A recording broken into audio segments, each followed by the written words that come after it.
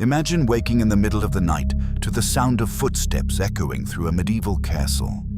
At first, you think it's another servant working late, but when you follow the sound, the corridor is empty. The footsteps continue, slow, deliberate, always just ahead of you. Then you hear a voice. Not loud, not threatening, just a sad whisper drifting through the darkness. I'm called, I'm called. You rush forward.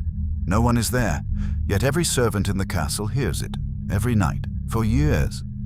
Some say the ghost belonged to a murdered stable boy. Others believed it was a spirit trapped between worlds. And even today, visitors to the ruins of Hylton Castle speak of strange experiences after dark. This is the chilling legend of the Cauld Lad of Hylton. Welcome back to the channel, where we explore Britain's darkest folklore, forgotten legends, and mysteries that refuse to die. Tonight, we travel to northeast England, where one of Britain's most famous ghost stories has endured for centuries. Our story begins near the banks of the River Wear, where Hylton Castle stood as the seat of the powerful Hylton family. For generations, the castle overlooked the surrounding countryside, its stone walls serving as both a home and a symbol of authority. But as with so many ancient buildings, stories began to gather around it. Stories of violence, stories of tragedy, and eventually, stories of a ghost that refused to leave. According to local tradition, the haunting began with a young stable servant named Robert Skelton. The exact details vary depending on who tells the story, but the central events remain remarkably consistent. Robert was said to be employed by Sir Robert Hylton, a nobleman known for his temper. One day, the young servant made a mistake. Some versions claim he neglected a horse. Others suggest he disobeyed an order. Whatever happened, Sir Robert became furious. The argument escalated. In a fit of rage, he struck the boy. The blow proved fatal. When Sir Robert realized what he had done, panic quickly replaced anger. Rather than report the death, he allegedly attempted to conceal the crime. The servant's body was secretly disposed of, and the incident was expected to disappear into history. But rumors began spreading among local people. Questions were asked, whispers circulated. Eventually, suspicion grew strong enough that the matter reached the authorities. Interestingly, historical records do suggest that a member of the Hylton family faced accusations connected to the death of a servant. While historians debate the details, this small connection to real events helped keep the legend alive. According to folklore, justice was never truly served. And because justice was never served, the dead boy could not rest.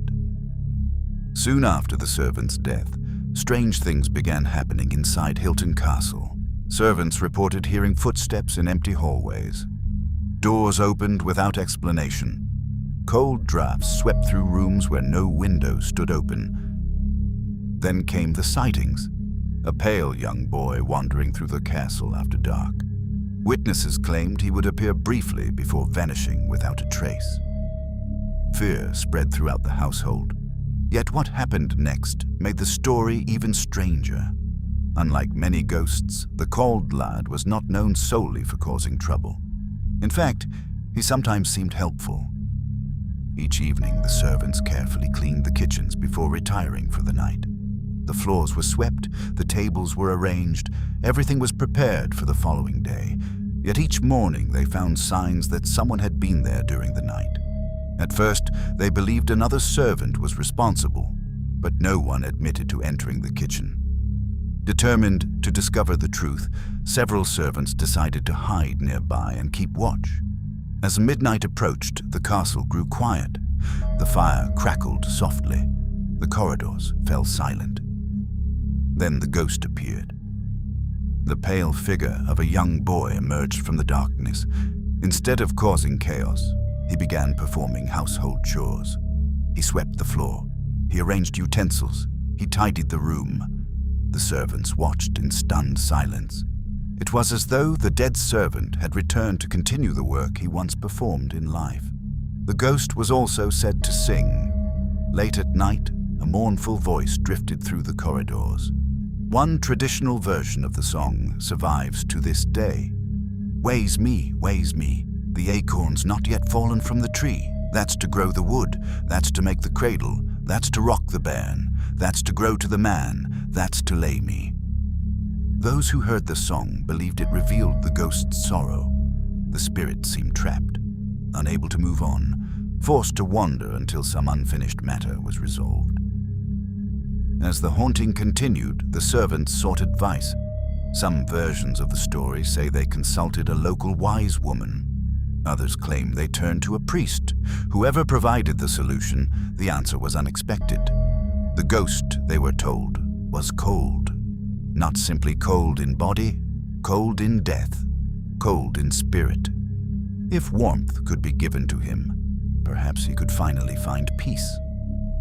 Following this advice, the servants left a warm cloak beside the kitchen fire. Some versions include a hood as well. That night, they waited. As midnight arrived, the ghost returned. The pale boy approached the fire.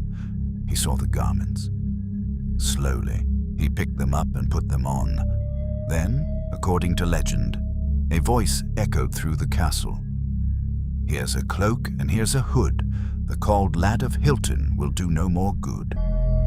Other versions replace the final words with, will do no more ill. Either way, the meaning remained the same. The spirit had finally found peace. After that night, the haunting largely ceased. The footsteps faded, the sightings became rare, and life within the castle returned to normal. Or so the legend claims. Not everyone believed the ghost truly departed. Over the centuries, visitors continued reporting strange sounds, unexplained cold spots, and fleeting shadows within the castle grounds. Some insist the Cauld Lad still lingers there. Others argue that the legend itself has become inseparable from the castle. Whether Robert Skelton was a real victim, a misunderstood historical figure, or simply a character created through generations of storytelling, remains uncertain. But perhaps that uncertainty is exactly why the story survives. Ghost stories endure because they leave questions unanswered. They allow us to wonder, to imagine, to look twice at the shadows in an empty hallway. And somewhere within those shadows, the Cauld Lad of Hylton continues to walk. So what do you think? Was the Cauld Lad merely a folk tale created to explain strange events inside an old castle? Or was the spirit of a murdered servant truly trapped between life and death, waiting centuries for peace? Let me know your thoughts in the comments below. If you enjoyed this story, please like, subscribe, and ring the bell for more tales of British folklore, haunted places, and forgotten legends. Until next time, keep your eyes on the shadows, because sometimes the old stories are still watching.